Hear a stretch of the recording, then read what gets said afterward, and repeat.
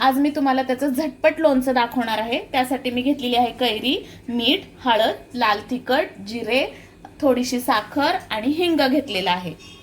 कैरीची साल काढून मी कैरी बारीक चिरून घेतलेली आहे। ह्याच्यामध्ये मी मीठ, हळद आणि लाल तिखट टाकून मिक्स करून घेतलेला आहे। मी ह्या लोणच्याला फोडणी घालून घेणार आहे।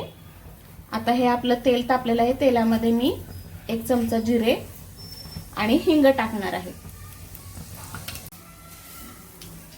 आता मी ही फोडणी ह्याच्यात टाकते आणि ह्याच्यामध्ये 1 चमचा साखर घालते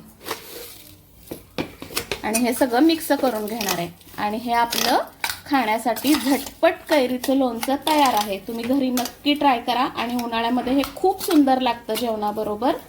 हे आपलं लोणचं तयार आहे। माझ्या चॅनलला लाईक करा, शेअर करा, सबस्क्राइब करा। Thank you.